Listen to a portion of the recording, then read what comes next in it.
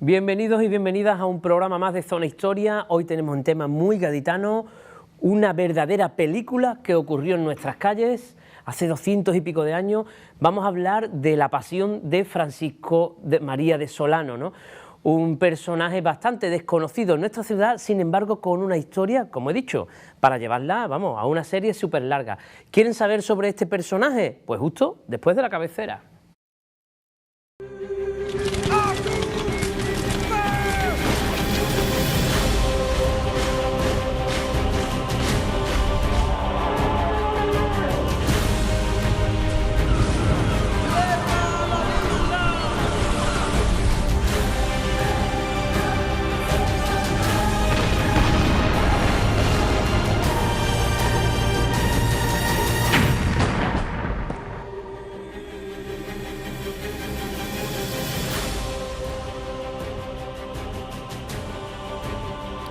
Pues como les decía, hoy vamos a hablar de una verdadera película, de un personaje, Francisco María de Solano, pero claro, este personaje conlleva tanto. Tengo aquí a mi lado a Manuel Sánchez, la otra mitad de Zona Historia. ¿Qué tal? Bien. Como siempre. Que vienes para un ratito, ¿no? Sí, porque tenemos también la suerte de contar con un invitado especial que nos va a prolongar la historia de Solano mejor que yo. Claro, viene José María Hoyo, que es un solanista, como digo yo. Absolutamente convencido, además del audio que grabamos en su día en Zona Historia, que es la madre del cordero. Claro, si se meten en iVoox o como quieran pronunciarlo, iVoox, ponen ahí Solano y le saldrá un programa que nos salió de rechupete, la verdad, con efectos sonoros, pero lo teníamos que traer a la tele. Claro. Y claro, para hablar de todo lo que le pasa a este señor, que le pasa mucho, muchísimo, además es muy duro, la historia es muy dura, hay que entender muy bien qué pasa unos añitos antes, o sea, el contexto, ¿no, Manuel? Claro, hay que entender lo que pasa unos pocos de años antes y sobre todo cuál es la idiosincrasia de este pueblo, que siempre parece que están peleándose unos con otros y que hay unos que están a favor de algo y otros en contra y que al final todo termina en cisma, ¿no? Bueno, pues ¿a qué año nos remontamos? O sea, la historia a la que vamos a llegar es 1808, ya saben, previo al asedio, todavía no. Pero, ¿dónde comienza el problema? Uf. Bueno, principalmente el problema comienza en que era una nación que había prolongado su existencia después de la reconquista de las tierras de España. Durante varios siglos habíamos prolongado esa reconquista y ese ímpetu en América, pero que cuando ya llega a finales del siglo XVIII y principios del XIX es una nación agotada en el que ya empieza a verse cómo otras grandes naciones la superan en hegemonía y en potencia. Claro, de primera división pasamos ya al final, ¿no? Un sí, poquito es el atrás, principio, ¿no? del fin. De hecho, esta época es precisamente cuando nos empezamos a dar cuenta de que nos quitan la venda de los ojos y no sois nadie. Ya hay gente, la talasocracia del Reino Unido, se impone en los mares, por tierra se impone Napoleón.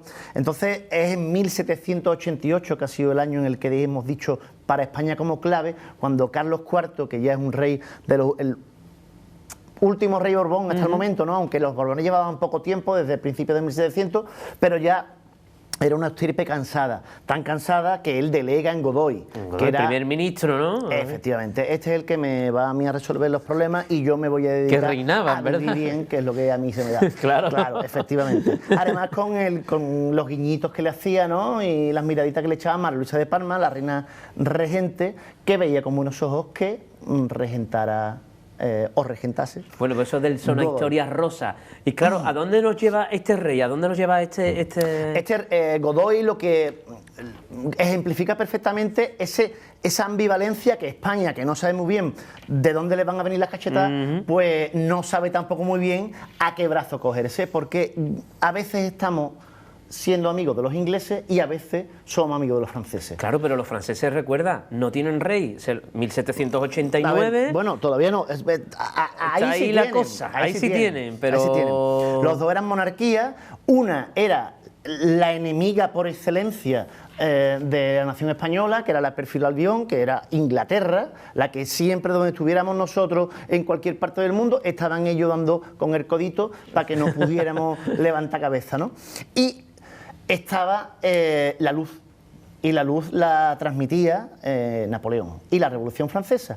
O sea, antes de llegar ahí, en 1788, como decía, ya Godoy se hace con el poder y los Borbones se quitan. Entonces, Godoy tiene a bien hacer una pequeña, un Sí. pacto con los ingleses, el primer pacto hispano-inglés, ¿no? Por el cual nosotros entramos en 1793 en una guerra con Francia.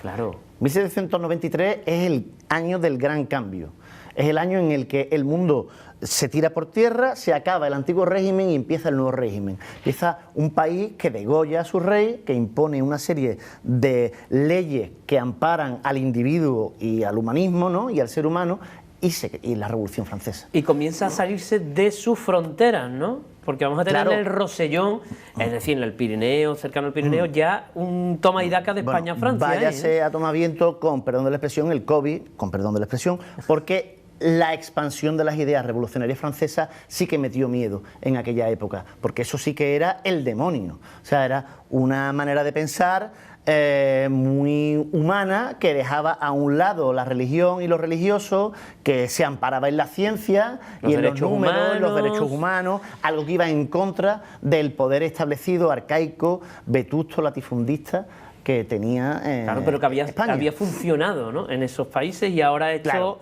hacía tambalear Claro, todo. entonces como que aquí cuando bueno, pues no vemos bien a los franceses, Godoy en un primer momento Primero con los ingleses. se va con los ingleses, Bien. tenemos esa primera guerra, entre comillas, que es en 1793, justo el año que salta la revolución, que ahí igual pensamos que le podíamos ganar el terreno, pero el ímpetu revolucionario y el ímpetu de una nación joven, pues nos pueden. Y en el Rosellón, en la frontera de los Pirineos, es cuando España hace un primer intento, y es España la que se mete en territorio Terreno francés, francés. pero en la vuelta son los franceses, en la segunda ola, nunca mejor dicho, pues cuando ellos llegan a entrar incluso hasta Miranda del Ebro, y bueno, ahí no tenemos ningún tipo de posibilidades, nos damos cuenta, Godoy se da cuenta, firma la paz de Basilea por su cuenta con los franceses. Ahora con los franceses. Paz con Claro, los franceses. y dice, y de ahí, por eso lo llaman el príncipe de la paz. Y a partir de ahí, pues, bueno, la luz. Sí, no, lo de Napoleón tiene buena pinta, este hombre trae buenas ideas, puede resultar esto un progreso para la nación. Lo que pasa es que no todas las ideas eran consumibles Claro. para la nación española. Entonces, claro, ahí empieza a crearse el término afrancesado. Afrancesado. Que lo tenemos en mente como algo muy negativo. Sin embargo, ser afrancesado era que apostabas por eso, el mundo de las ideas, un mundo ilustrado. Pero por ahí también venían de refilón ideas como una dejación de los religiosos, evidentemente no contemplaban una monarquía. Un golpe en la mesa con Entonces, todo lo que claro, había. pues como que eso en España no hacían ni a la iglesia, ni a los terratenientes, ni al rey, que eran los tres del sistema piramidal que manejaba España, no les hacía gracia. Entonces, nos estamos debatiendo, como dijimos, al principio con los ingleses, ahora hacemos la paz con los franceses, y con los franceses, pues entramos en otra guerra en 1801. La de las naranjas. Efectivamente. Y es que les dejamos paso a los franceses para que lleguen hasta, colaborando nosotros, para que lleguen hasta Portugal en una misión de castigo. Porque es anglófila, ¿no? Portugal Claro, siempre ha siempre ido con así. Inglaterra. Esa gente nunca han tenido dudas. Y bueno, y ya yo creo que los franceses incluso ahí, no sé hasta qué punto estarían oteando, bueno, este es el imperio que va a caer, este es el imperio que tiene de todo, y aquí es donde podemos meter mano, antes que a los ingleses. Con lo cual ellos van a visitar Portugal, pero lo que sacan es un sondeo efectivo de lo que hay en España y de que estamos Los pertrechados. caminos, las defensas, cómo está organizado todo. Bueno, eso es 1801 y tenemos en 1805... No dio resultado porque Sí. eso terminó bien, algunos pueblos como Olivenza resultaron pasar a España y no se los devolvimos, allí va, bueno, se le dice la guerra de las naranjas porque fue un ramo de naranjas, ¿no? Lo que se le mandó a la reina precisamente como diciendo, esto es lo que hemos podido sacar en claro de esta tontería que hemos hecho con los portugueses. Pero creyéndonoslo es cuando decidimos combatir en Trafalgar, ¿no? Claro. Seguimos con los franceses, acuérdense Contra los ingleses. que la flota era hispano-francesa. Claro. No olvidemos que mientras tanto, y en esta época, Cádiz estaba acostumbrada a ver de vez en cuando unos pocos de veleros y unos pocos de banderas en el mar, queriendo Quedarse con ella. quedarse claro. con Cádiz como una segunda Gibraltar. De hecho, recuerdo que Diego de Alvear fue en uno de estos asedios en los que fracasa su buque y qué carga no llevaría, que consiguió que el Parlamento inglés le restituyera lo que había perdido en el barco. O sea, imagínate lo que perdió ese hombre, para que hasta los ingleses entendiesen que así era. Con lo cual, otras veces que nos atacaron estando nosotros asediados por una fiebre amarilla, con lo cual se tiene que negociar con ellos, bueno, que si venís y nos vais a atacar, esto es una deshonra para vosotros y para nosotros, ¿no? Así que nosotros veíamos de vez en cuando siempre a esta gente por encima, y con ese valor, ese odio que le teníamos y el valor de ir con los franceses, que son los que mandan ahora, nos metemos en Gibraltar, en Trafalgar, perdón. Pero en Trafalgar desde el primer momento no se le hizo caso a la marinería española, que era la realmente... que conocía los temporales, los estaba vientos, acostumbrada las corrientes. a navegar, porque los franceses habían barrido toda su clase militar y se habían quedado con la nueva ola de militares que habían llegado al olor y al calor de la revolución, pero que no estaban tan contrastados como los españoles. Que por cierto, de Trafalgar, para el capítulo de que ahora vamos a hablar, muy importante dos cosas. Acaba con una derrota hispano-francesa muy pírrica, porque en verdad perdieron todos los... Bueno, ganan los ingleses el mar. Se queda bloqueada la bahía por una columna gigantesca y extensa de ingleses, y lo que queda de la flota hispano-francesa se mete en el saco, ¿no? Claro. Digamos, entre Puerto Real, la poza, entre Puerto Real y San Fernando. Los dejamos ahí en el tablero, ¿no? Pero la cosa seguirá, esto es 1805, no se olviden, porque en 1808, claro, el motín de Aranjuez. Bueno... Aquí empiezan los franceses. A ver, Trafalgar ocurre también, no quiero dejármelo ahí, precisamente porque ya se vislumbraba que nosotros éramos comparsas. O sea, claro, las grandes potencias que iban a tener que partirse la cara eran Francia e Inglaterra. Y además Inglaterra sabía que en cualquier momento los franceses iban a poner los pies en la isla. Por tanto, la única manera de salvarse, ¿cuál era? Atacar y desvalijar y desvencijar su armada. Claro. ¿Qué es lo que ocurre en Trafalgar? Se encuentran aquí, y como además estaba la española, pues por eso es la importancia de esa batalla. Todos se refugian en el saco de la bahía, y ahí los tenemos, y te dejo con el... mientras son las conspiraciones, ¿qué pasa mientras en la corte? Claro, eso. Mientras en la corte, bueno, pues ya Napoleón va tejiendo un plan de cómo quedarse con España por derecho. Claro. Y el motín de Aranjuez, bueno, que la gente de Aranjuez se alerta porque se están llevando a los infantes, hay una especie de bulo o algo, y saltan ya las primeras chispas en Madrid, en la corte, y luego todo esto llegará evidentemente a una situación donde ya el francés, que ha ido dejando grupos de soldadesca en los intercambios de camino, ¿no?, en los cruces de camino, sí, para dominar un poco la península, pero todavía no es la invasión como la conocemos. No, ahí estaban tanteando, perdón, estaban tanteándose. Napoleón sabía que se iba a quedar con España, lo que no sabía muy bien era cuál iba a ser el mecanismo. Cada uno de los que postulaban por ser la cabeza visible de España hacían sus quehaceres con Napoleón. Godoy por un lado, Fernando VII, que es una pieza que entra eso hablaremos ahora después, de sopetón, que instiga para quitar a su padre de en medio, como es en el motín de Aranjuez, y en el que cae Godoy, en el que él mismo, el padre abdica, y Fernando VII se hace con el poder. Lo que pasa es que a partir de ahí, pues no se tiene claro que eso fuera a ser lo más idóneo, y Napoleón los llama a consulta a la frontera, a Bayona, ¿no? Bueno, pues lo vamos a dejar ahí. Muchas gracias, Manolo. Nos has dejado con la flota británica entre Rota y Cádiz, no veas, con la flota francesa, hispano-francesa, un poco dañada, lo que quedó de Trafalgar, ahí en el saco de la bahía, esperando, refugiados, y una situación de preguerra, una situación de preasedio. Lo dejamos aquí, Manolo, muchas gracias. Ahora va a entrar nuestro compañero José María Hoyo, pero antes vamos a ver una ficha de nuestro protagonista, ¿no?, de Solano. Porque en esos momentos es Solano, cuando las armadas están en Cádiz, cuando todo parece que se va, empieza el motín de Aranjuez, ¿sí?, después viene en Madrid el levantamiento, se empiezan a levantar las juntas generales, todo ese reduccionismo de gente, de españoles, de grandes de España, que empiezan a entender que la nación está siendo invadida y escapan, todo se va reduciendo hasta el último punto, que era el Cabo Cañaveral, que daba el salto al hiperespacio, a América, en el momento dado de que España fuera conquistada. Y eso era Cádiz. Entonces, ahí se junta todo el mundo y en esa melee es donde va a resultar la historia de Solano, que era en ese momento el gobernador de la ciudad. Bueno, pues vamos a ver quién era Solano. Vamos a ver el documento. Era don Francisco María Solano un cumplido caballero, nacido en Caracas en el año 1768. Su padre, don José Solano y Bote, llegó a ser capitán general de la Armada, gentil hombre de cámara y primer marqués del Socorro. Su madre, doña Rafaela Ortiz de Rozas, era hija del teniente general y gobernador de Chile. Nuestro protagonista había contraído enlace con Francisca Javiera de la Mata Linares, con la que tuvo 2 hijos. Solano fue capitán de caballería, coronel, mariscal de campo, teniente general y el 9 de noviembre de 1805, al cargo de gobernador de la plaza de Cádiz. Distinguióse en las guerras de España contra Francia desde 1798 a 1795. Destacó en diversas campañas militares por sus dotes de mando en Hispanoamérica, en 2 campañas en Orán, en el Rosellón y en la guerra contra Portugal.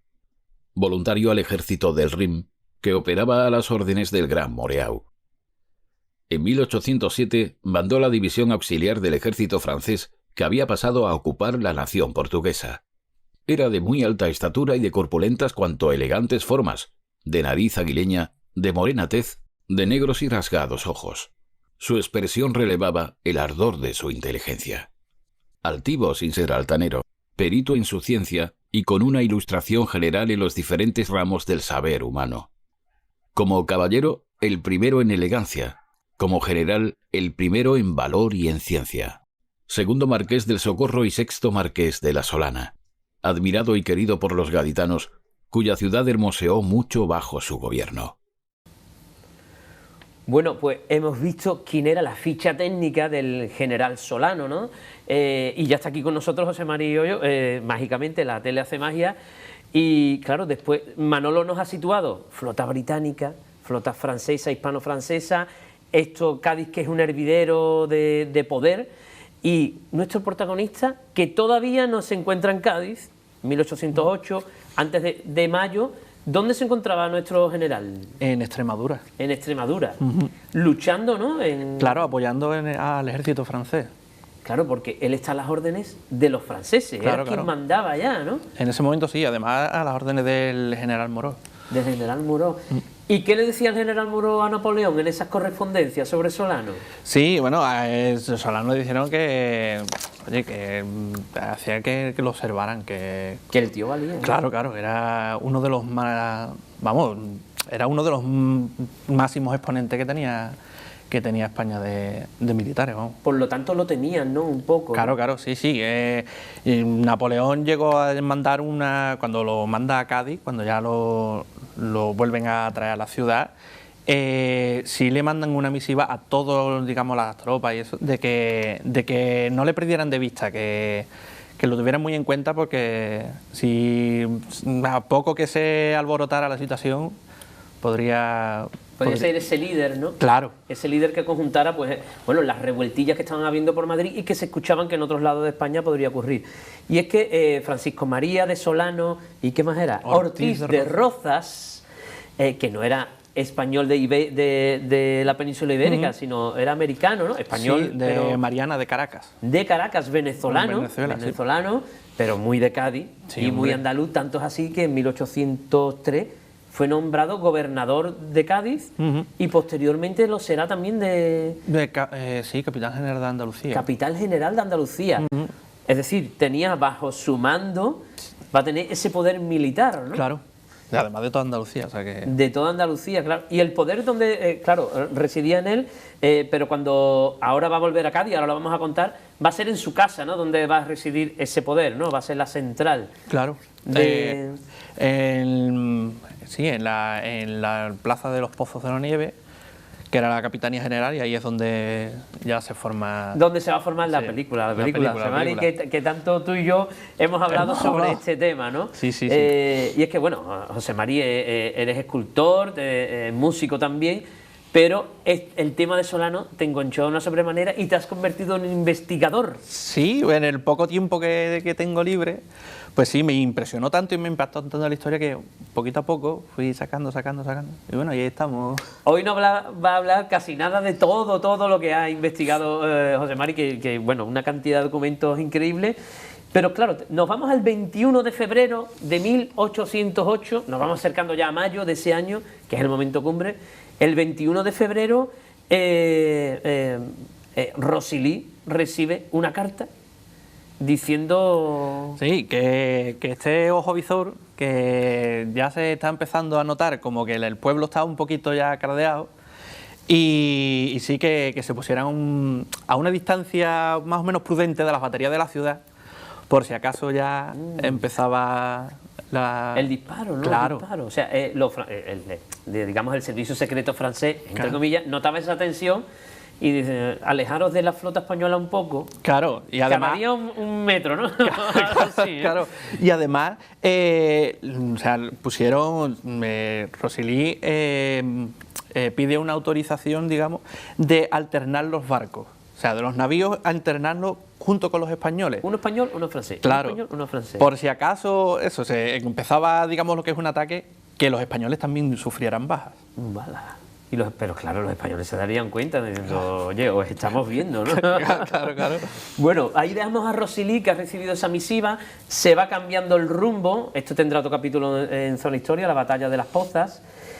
Luego llega el 5 de mayo de 1808, Manolo lo ha explicado, sucesos de Bayona, el intercambio de corona, finalmente Napoleón coge la corona de España y se la da a su hermano Pepe Botella, José Bonaparte, que no fue un mal rey del todo, ya digo que Fernando VII superó a todos ellos, pero sí que era el rey invasor, con lo cual no era muy bien visto, a pesar de la mala fama que le dieron de borrachín, ¿no? Y a mitad de mayo hay un movimiento de una pieza que es que ordenan a Solano de vuelta a Cádiz. De vuelta a Cádiz. ¿La razón? Es lo que estaba comentando antes. Napoleón vio, digamos, la amenaza que significaba Solano con un ejército. Por ahí, por España, con un ejército. Claro, en la parte de Badajoz, porque había estado guerreando contra Portugal, con la invasión de Portugal. Todo eso hemos contado. Claro. Entonces, claro, Solano teniendo un ejército en sus manos, si la cosa se alborota, él podría haber capitaneado, digamos, la resurrección. Claro. O sea, vete para Cádiz, que estás en tablas. Claro, y además aquí no había, digamos, ningún destacamento importante de militares, ni, ¿sabes? 4 o 5, pero tampoco tenía aquí ni ejército, ni soldados. O sea, claro, estaba en un despacho, digámoslo así, ¿no? Claro. Pero claro, menudo despacho, en la Plaza de Argüelles hoy día, con unas vistas alucinantes, viendo a la flota británica desde su balcón, y no la vería, pero la intuiría en el fondo de la bahía, la francesa. Hemos dicho mitad de mayo. 26 de mayo hay un levantamiento en Sevilla. En Sevilla la cosa está que arde. De hecho, tú vienes desde allí hoy. Has preguntado, ¿no? Está la cosa. Sí, está. Y se levantan en Sevilla esperando que en Cádiz o en las demás, pero Cádiz como ciudad principal, importante de potencial, también ocurriera, ¿no? Claro, lo que viene, o sea, mandan a un emisario diciéndole que se unan al levantamiento de Sevilla. O sea, entonces, pues, claro, al llegar aquí, ellos la Junta de Sevilla lo que intenta es que Solano se una a ese levantamiento. Claro. Y además era el líder, el militar que era de la categoría de Solano. Claro, esto es el 26 de mayo, cuando se lía en Sevilla, digámoslo así, y a finales de mayo, 3 días o 4 después, viene el conde de Tebas, que es el representante, digamos, uno de los cabecillas de esta revuelta, se acerca a Cádiz y viene aquí, ¿no?, preguntando, bueno, a Solano, a todos los que había... Claro. ¿Qué pasa? Claro, llegaron, el conde de Tebas llegó, una reunión con Solano, explicándole que se unieran a ellos, para poder liderar la reconquista, digamos. Entonces, pues, lo que hace Solano es reúne a todos los altos mandos que había en Cádiz en ese momento, la primera reunión en su casa. En su casa, claro. En su casa. En la Capitanía General. Y entonces ahí, claro, ahí tienen que decidir qué es lo que hacen. Porque, claro, no se sabía si los demás, los alrededores, las provincias y también se habían unido a ese movimiento. Entonces, claro, ahí además en Cádiz no llega las noticias del 2 de mayo, digamos, hasta el día 14, que es... No se sabe a ciencia cierta, pero sí llegan noticias de que algo había pasado. Algo pasó en Madrid. Claro. Algo pasó en Madrid, Malasaña. Malasaña es un barrio hoy muy guay, muy chulo, muy moderno, pero tiene el nombre de un señor y una señora, su hija, que se enfrentaron a los soldados franceses en esa revuelta del 2 de mayo que habían ocurrido poco antes, pero claro, la cosa no es el WhatsApp, no hay internet, claro. Tardan en llegar, pero algo se sabe que ha pasado. Sí, algo en las actas de cabildo viene que algo se comentó en esa reunión de que algo había pasado en Madrid. Bueno, pero antes de publicidad voy a decir quién estaba en la reunión en casa de Solano, en Argüelles, porque algunos de los nombres suenan en Cádiz. Y es que en esta reunión, bueno, estaba don Tomás de Morla, que ya suena, don Manuel de la Paña, suena menos, pero Juan Ruiz de Apodaca tiene una alameda, ¿verdad? Tiene una alameda y una de las casas más bonitas que hay en ella, con su torre mirador un poco oblicua, que tiene una tienda de vinos abajo, solo digo eso, bueno, al lado, que era además el comandante general de la escuadra, con lo cual ahí, bueno, pues los militares se reúnen, ¿no?, los poderes, y se va a sacar un bando que lo vamos a dejar aquí, porque va a comenzar la película, ¿no? Sí, ahí ya es cuando empieza el lío. Así que bueno, vamos a ir a publicidad, hacemos unas palomitas, ¿te parece bien? Sí, porque hay.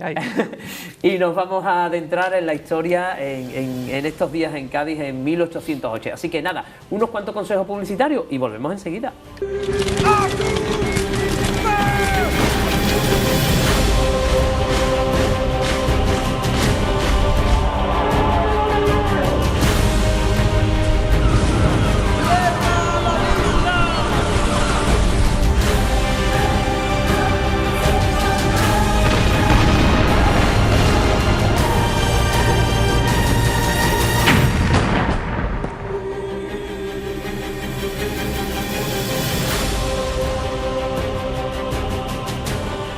Pues volvemos de la publicidad ya con las palomitas, con todo preparado para ver este pequeño capítulo, muy resumido todo de lo que ocurrió aquellos 2 días de mayo de 1808, pero nos hemos quedado en el día 28 de mayo, una primera reunión en Argüelles, en casa de Solano.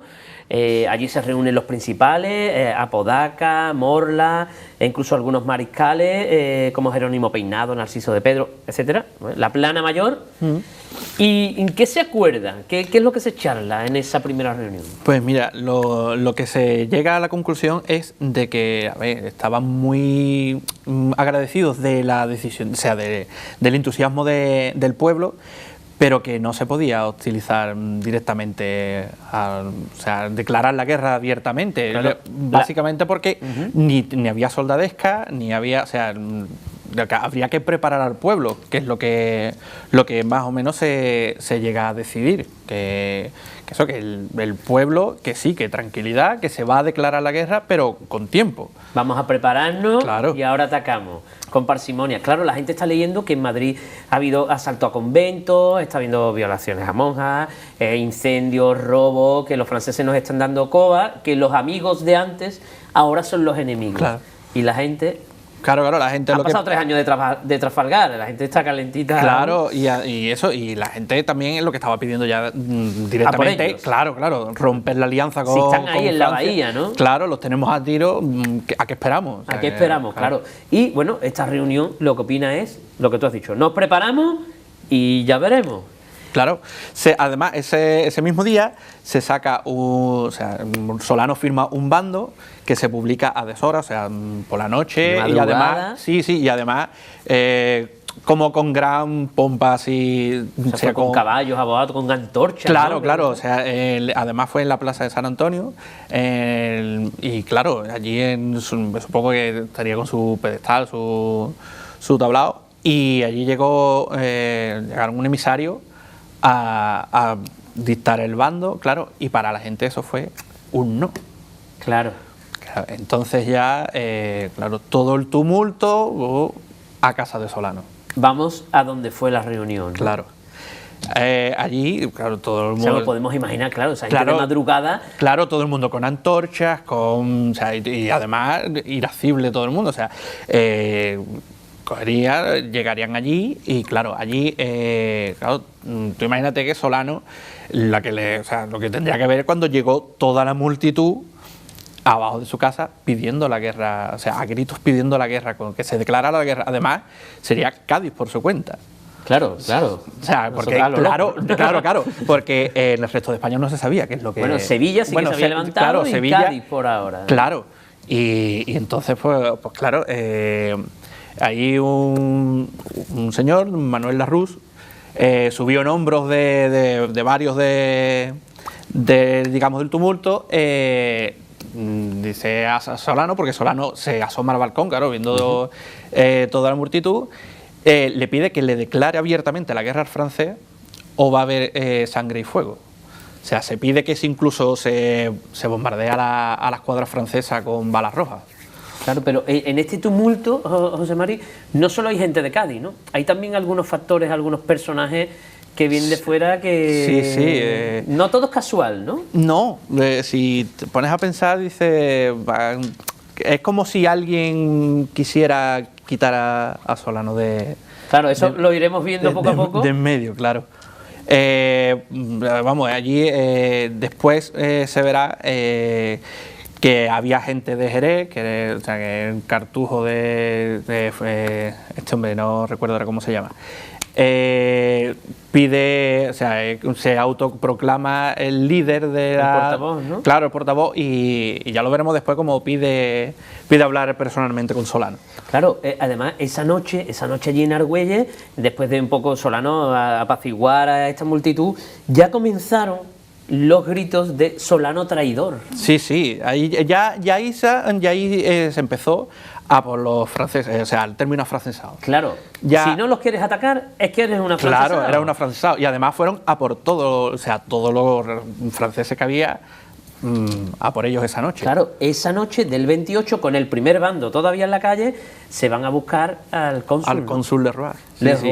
¿Y además que no caía muy bien. No claro, muy bien ¿cómo era Lerroy? Sí, era muy altanero, muy vacilaba como de Trump, ¿no? Claro, vacilaba de las victorias de Napoleón, incluso poniendo carteles en la embajada de Francia, aquí en Cádiz y todo eso. Entonces allanaron la embajada, él se tuvo que refugiar en San Agustín, en el convento de San Agustín, y en algún momento durante la noche escabulló a la escuadra francesa. O sea, se mete con Rosely. Sí. Y le queman la casa, además. Claro, ya que no la embajada fuera. Sí. Así que la cosa está tensa en Cádiz, no se permite a ningún francés. Esto no, siempre hablamos de los franceses en el asedio. Ya antes, meses antes, ya tenían el San Benito puesto y Solano traidor. Ahí lo tenemos. Pero claro, va a llegar una segunda reunión, 29 de mayo, por la mañana. Claro, Solano dice, no hemos convencido. Otra reunión más. Claro, además ese día 29, a primera hora de la mañana, se abrieron las puertas de la Capitanía General para que el pueblo empezara a alistarse. O sea, la propia casa de Solano, el Bajo. Efectivamente. El Bajo ya, allí todo el que quisiera, venga, vamos a prepararnos, ¿no? ¿Queréis declarar la guerra? Venga, vamos a declararla, pero vamos a prepararnos, vamos a empezar a alistarnos, vamos a preparar al pueblo. E incluso se mandan algunos observadores, ¿no?, por la bahía. Sí, para mirar cómo estaban dispuestas la escuadra francesa.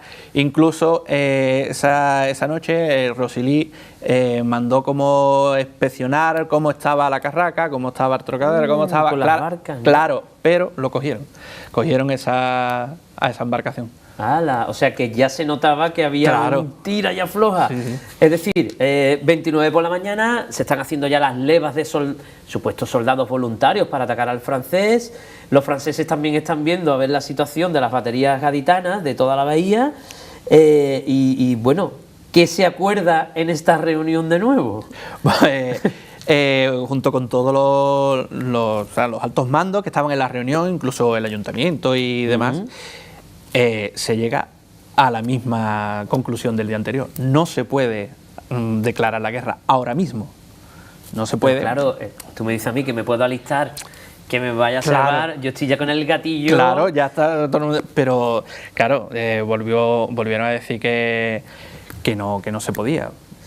Recordemos que en este caso no solo es Solano el que opina, que es el que más grado tiene, sino que Apodaca también dijo que no y otros dijeron que no. Claro, todo. Además fue por forma, o sea, de manera unánime. Mira, que es que no se puede, pero la gente la tomó con Solano. Los demás parecía que no habían ni firmado nada, ni habían dicho nada, sino que fue, el punto de mira. Claro, y en ese momento, porque creo que la muchedumbre ya por la mañana también volvió al balcón y interrumpió la reunión y tuvo que salir Solano al balcón de nuevo. Sí, claro, después de la reunión y claro, de decir, mira que es un no, la gente volvió otra vez. O sea, otra vez en San Antonio se proclama. Claro, se va otra vez, proclaman el bando otra vez diciendo que no se puede, que es imposible, y la gente ya bastante más caldeada que el día anterior van y toman el cuartel de artillería. ¡Hala! Sí, y además sin ninguna oposición de nadie. Otra pista extraña. Claro. O sea, la cuartel de artillería mínimo hay 2 guardias en la puerta, ¿no? Claro, pues se encontraron puertas abiertas, claro, allí cañones, incluso con cañones de mano, pistolas, sables, todo. Y todos a casa de Solano, pero claro, ya esta vez venían armados. Ya esta vez no venían, en medio son de paz. Entonces, claro, tal y como llegan, hay tres de ellos que piden subir, porque en ese momento había una cena en casa de Solano con todos los altos mandos y piden subir a hablar personalmente con Solano. Solano accede, suben, y en el momento de presentarle lo que pensaban el pueblo y demás, algo tendrían que decirle a Solano, que Solano los mandó salir de su presencia. O sea, le digo, mira, aquí no se puede venir aquí. Lo que me decís es una... Claro, es una locura, no sé qué. Entonces, uno de ellos se asomó al balcón y movió un pañuelo blanco, que esa era la señal de ataque, ¿no? Claro, o sea, ya ese tumulto estaba organizado, ¿no? Claro. Pero, claro, la casa de un general, ¿no? Donde está la capitanía, no estaban solo los generales, había una guardia, ¿no? Sí, además, o sea, digamos, la lideraba José de San Martín. José de San Martín, que tiene estatua en plena avenida, al lado de San José, y que es uno de los libertadores del cono sur americano, que residió en Cádiz durante un tiempo y estaba allí de guardia, de jefe de la guardia. Sí, de una partida de 30 miñones. ¿De 30 millones? De mozos aragoneses.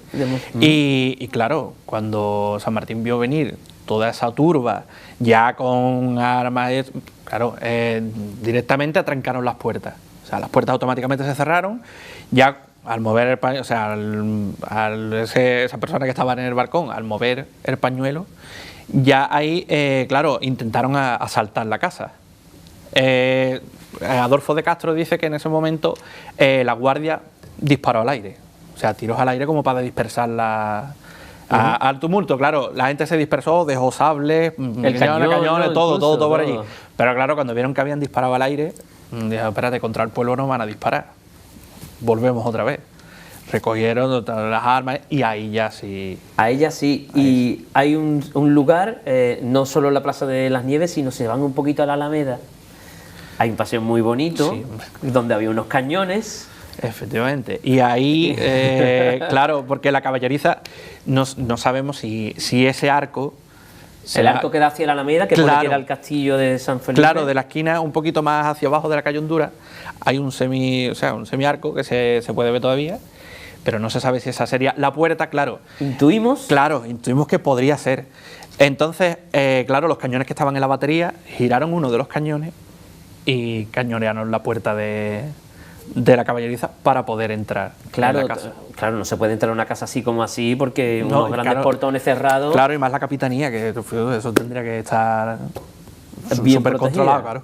Claro, y empieza forcejeo dentro, entrada del tumulto, ahora empieza un caos, ¿no? Sí, ahí fue todo el mundo en tropel. todo el mundo.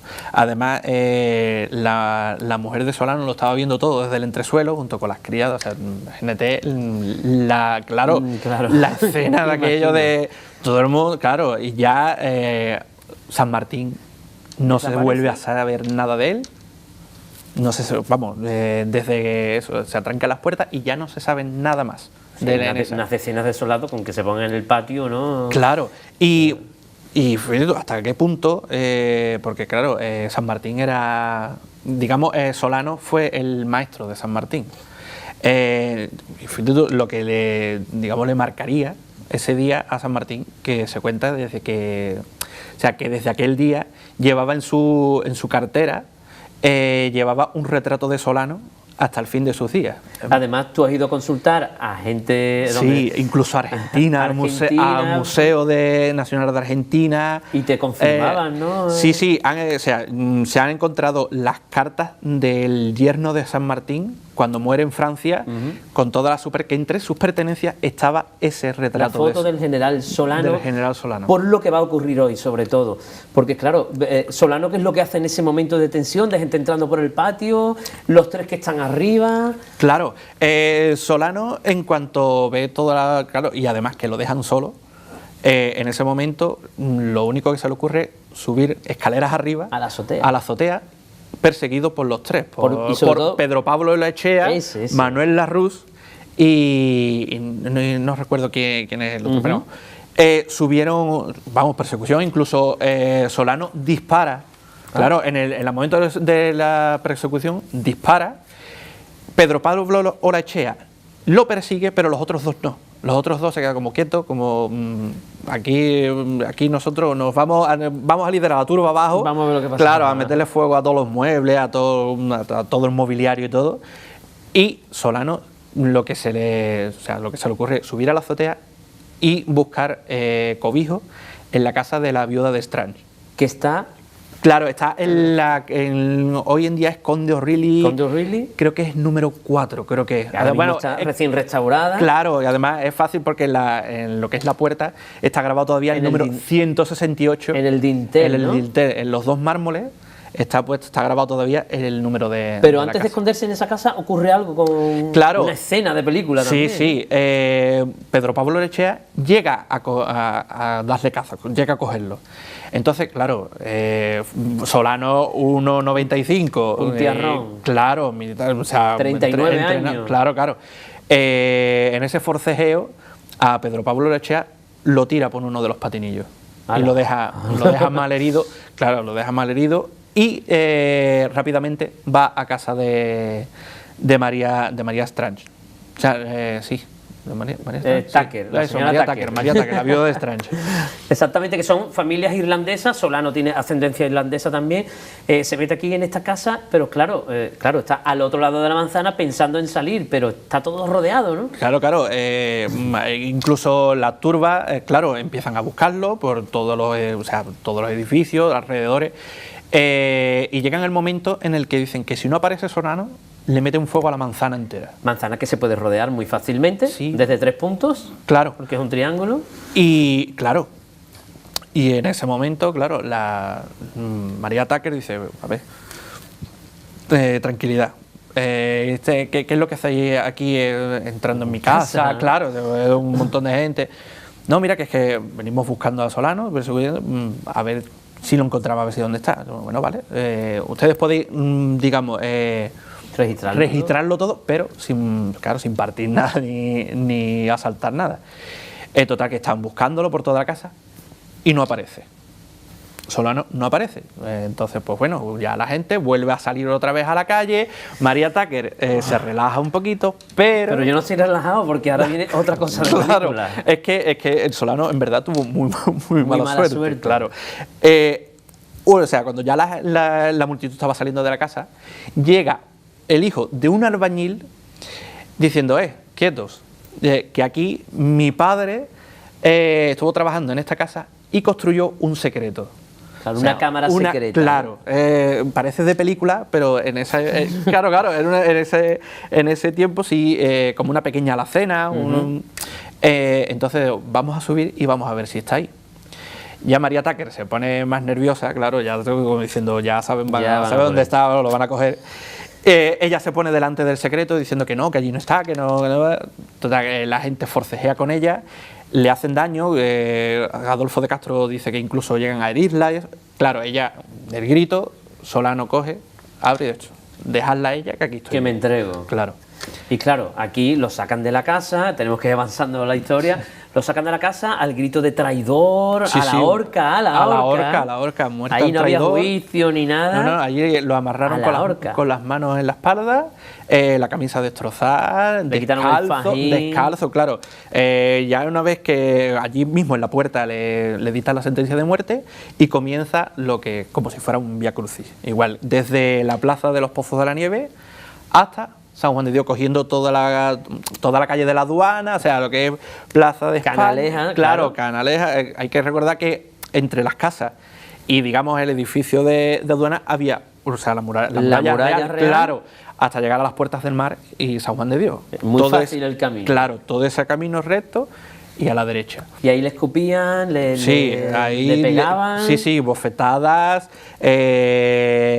vamos, incluso un marinero, Florentino Ibarra, le asestó 3 puñaladas. Ah, importante. 3, porque he estado investigando más o menos y he encontrado un documento donde se le juzga a Florentino Ibarra en Cuba y ahí nombra, o sea, ahí dice él todos los crímenes que ha cometido y en uno de ellos dice que al general Solano le asestó 3 puñaladas. Ah, quedó registrado, ¿eh? Sí, sí, en Cuba, cuando fue, digamos... Pues ya has investigado. Sí, se salió. Madre mía. Y claro, en ese transcurso, Florentino Ibarra lo apuñaló, incluso dice Adolfo de Castro en la historia de Cádiz, que una gitana le quitó el mendrugo de pan al niño que llevaba en brazo y se lo tiró en la cara a Solano.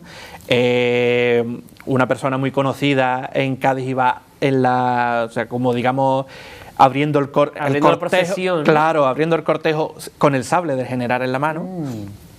Y la faja del general, que era el símbolo del poder, iba anudada con una especie de pértiga, un palo y eso, y así fue hasta la Puerta del Mar. Hasta la Recuerden, Puerta del Mar, sitio oficial, y allí había una guardia. Claro, Guardia que eran sus soldados. Claro, Solano en realidad iba tranquilo dentro del contexto, porque él decía, oye, voy a pasar, auxilio. Claro, voy a pasar por donde hay un puesto de guardia, aquí tendrán que venir.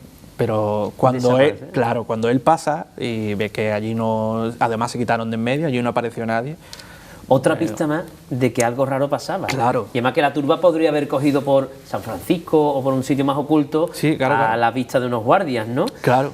Y llegamos a San Juan de Dios, donde estaba el cadalso, estaba la horca, La horca, para que ustedes entiendan, morir ahorcado era lo más deshonroso que había. Lo más honroso, morir en batalla, y la horca, lo peor. Y ellos insistían en ahorcarlo. Lo sientan en unos... Sí, en las piedras... sillares, ¿no? Claro, en los sillares donde, de los que se estaban utilizando para reformar el ayuntamiento. Que pone 1816. Sí, claro, pero empezaría La en obra. 1808 más o menos. Entonces sí, allí Malherido, claro, allí, ya ahí estaba ya, destrozado. Y claro, lo sientan allí esperando a que viniera el verdugo, porque claro, a este hombre que hay que colgarlo. Entonces en ese momento, por un lado de cada, o sea, de la plaza, aparece 2 personas que son más o menos importantes en el final de la historia. Carlos Pignatelli y el magistral Cabrera. Importantísimos. Carlos Pignatelli, amigo íntimo personal, claro, íntimo. amigo de Solano.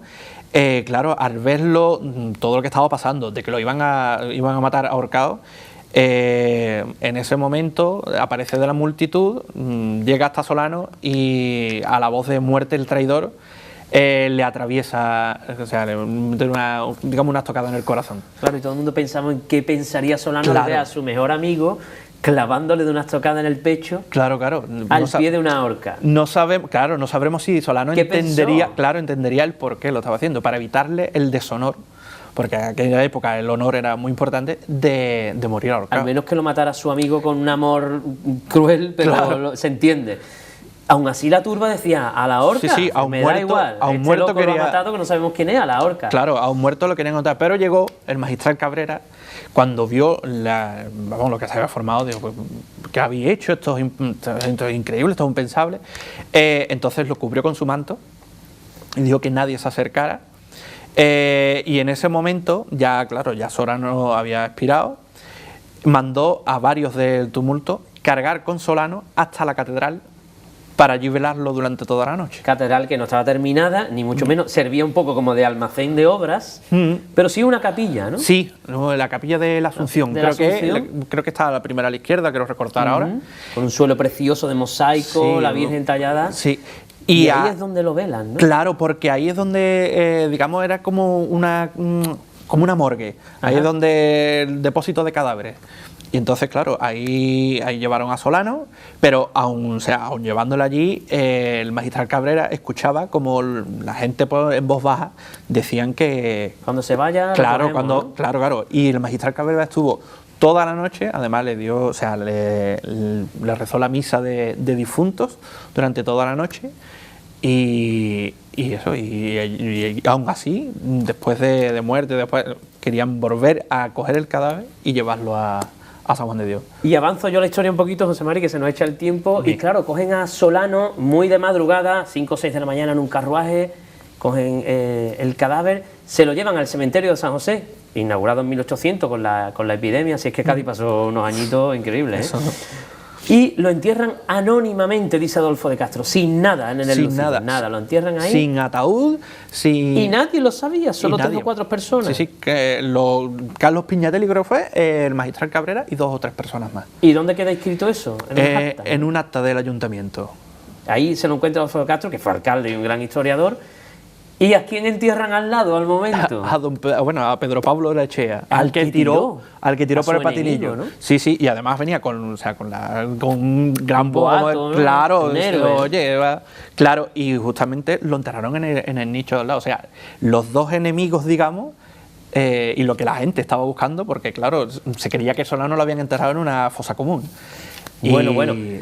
Y tengo la mala suerte de decirte que nos queda un minuto, queda mucho que contar, pero ¿qué pasó, por ejemplo, con el recuerdo de Solano? Porque de primera parece un traidor. Al día siguiente el general Morla publica un documento firmado por Solano, que indicaba que al ataque, Sí, claro, evidentemente, y tendrá lugar la batalla de las Pozas de Santa Isabel, que se gana. Es la primera victoria contra Napoleón en España. Es decir, pero el mismo papel, ¿eh? Sí, el mismo, el redactado por Solano, claro, lo único que no estaba firmado. ¿Y cómo quedó? Porque va a quedar como traidor en ese momento, Claro. el Solano nos hemos quitado de en medio. ¿Pero se le va a restituir el honor? Sí, a los 8 años creo que fue, el rey firma como que fue, o sea, restituido el honor porque fue un buen español, sí. Que en ese momento, fue víctima, ¿no? Claro, además que fue un asesinato, es lo que decía. Incluso la mujer, la marquesa de la Solana, pidió como un subsidio, una claro, viudedad. de viudedad, y la madre de Solano también, que sí se lo restituyeron. Claro, es que menuda historia. La hemos contado muy por encima. Muy rápido. Esto es un verdadero de pasión. ¿Fue un complot o no? Yo creo que sí, que fue una por él. Bueno, pues José Mari, muchas gracias por venir. A ti siempre. Seguiremos nosotros con este tema aparte y un día, pues podremos contar mucho más datos. Esperemos. Muchas gracias. Y a ustedes, pues nada, justo nos vemos aquí como siempre en Zona Historia en Onda Cádiz.